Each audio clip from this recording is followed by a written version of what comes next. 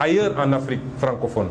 Et je me permets de féliciter nos frères maliens, de leur dire qu'ils font notre fierté, de les encourager à rester dans ce siège, d'encourager le président Assimi Goïta, parce qu'il n'a pas perdu la face. C'est ceux qui voulaient l'humilier qui aujourd'hui sont obligés d'aller à Bamako manger du fognon. Donc il n'a pas à rougir.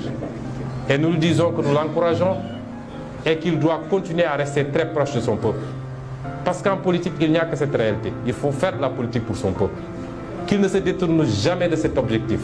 Qu'il ne se laisse jamais embrigader dans des discours politiciens où on va lui dire que c'est toi qui es là, tu es le tout-puissant, qu'il reste collé aux intérêts de son peuple. Ils gagneront cette guerre contre la gangrène djihadiste par la grâce de Dieu et par les efforts des Maliens et par les efforts de tous les Africains. Si ce problème n'est pas réglé jusqu'en 2024, nous avons vu que Macky Sall a rapatrié les quelques éléments sénégalais qui étaient là-bas. Puisqu'ils n'étaient pas là-bas en tant que Sénégalais, ils étaient là-bas parce que la France lui avait demandé d'amener des troupes. Mais si ce problème n'est pas réglé jusqu'en 2024, si nous sommes élus président de la République, nous dépêcherons des troupes pour soutenir nos frères maliens et en finir avec cette gangrène. Qu'ils tiennent bon et qu'ils restent dans la dignité qu'on connaît. La dignité qui a été professée dans la charte du Mandem, celle qui a été professée dans la déclaration de Thierno Souleymane Baal, document que nous avons tous oublié au profit de la Déclaration universelle des droits de l'homme de la France. Et c'est pourquoi j'appelle les uns et les autres, j'appelle les citoyens, j'appelle les militants et les militantes à être vigilants, à se préparer, parce que le camp d'en face ne lâchera pas. Ils ont fomenté un ensemble de dossiers, parce que leur objectif, ce n'est pas d'emprisonner Ousmane Sonko, parce qu'ils savent qu'Ousmane Sonko, à l'intérieur d'une geôle, est beaucoup plus difficile à gérer qu'à l'extérieur. Leur objectif, c'est de trouver un motif de condamnation, ne serait-ce qu'au sursis, dans les 18 mois à venir, pour empêcher la candidature de Ousmane Sonko à l'élection présidentielle de 2024. Est-ce que le peuple l'acceptera? Est-ce que vous, militants et militantes, vous l'accepterez? Est-ce que vous, frères africains, vous l'accepterez? Je ne pense pas que oui. Et c'est pourquoi nous vous demandons de vous tenir prêts à faire face à ces projets de forfaiture. Et je l'ai dit et redit. La dernière fois, j'avais dit à la France de lever son coude de notre cou. Ça a trop duré. Des siècles d'esclavage, des décennies de colonisation et des décennies de néocolonisation. Vous ne voyez ça qu'en Afrique dite francophone. Les pays qui ont été colonisés par les anglophones ne vivent pas ce problème-là. Il est temps que cela cesse. La France doit avoir la dignité de l'Allemagne, qui ne repose sur aucune colonie et qui est la première puissance économique de l'Europe. Elle doit avoir la dignité de la Norvège, du Danemark, de toutes les autres puissances pays européens.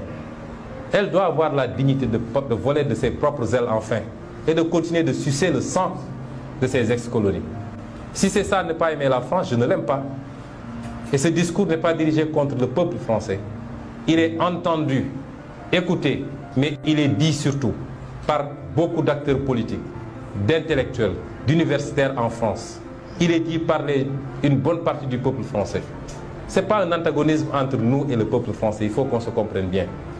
Nous avons initié des contacts très poussés avec une partie de la classe politique française. Nous discutons. À la veille des élections législatives, nos staffs respectifs se sont rencontrés à Paris, ont discuté, ont sorti des communiqués conjoints. Nous n'avons pas un problème global avec la France. Mais nous tenons et nous défendrons notre souveraineté. Ce qui est en jeu et qui fait que la France s'agite, au point que dans certaines interventions, on essaie d'établir des liens entre nous et M. Vladimir Poutine. Je tiens à dire que nous n'avons de lien avec aucune puissance étrangère à ce jour. Aucune. Nous n'avons rencontré ou parlé à aucune puissance étrangère à ce jour. Nous ne sommes pas dans cette logique. Dans notre entendement, il n'est pas question de casser une domination pour tomber sur une autre domination. Aujourd'hui, il y a des puissances montantes qui interviennent ici au Sénégal et qui ont des pratiques beaucoup plus nocives que les pratiques françaises, qui viennent nous imposer leurs entreprises, jusqu'à la sous-traitance, qui refusent même que des entreprises sénégalaises sous-traitent, qui ne consomment même pas ce qu'on produit au Sénégal. Tout est importé de chez eux. Ces puissances-là sont beaucoup plus nocives dans la forme de coopération que la France même. Dans notre entendement, il ne s'agit pas d'échanger une domination contre une autre. Il s'agit d'assumer une souveraineté totale, absolue, et de collaborer avec tout le monde dans un sens bien compris de gagnant-gagnant. La France sera un partenaire si elle le désire, mais pas dans les conditions actuelles. La Chine, les États-Unis, tout le monde. Je serais heureux de rencontrer M. Vladimir Poutine. Parce que je suis un homme libre dans un pays libre. J'irai rencontrer M. Poutine si ça devenait possible. Comme je serais heureux de rencontrer M. Biden, de rencontrer le président Buhari, de rencontrer Ramaphosa et tout autre président de la République. Nous n'avons pas de complexe par rapport à ça.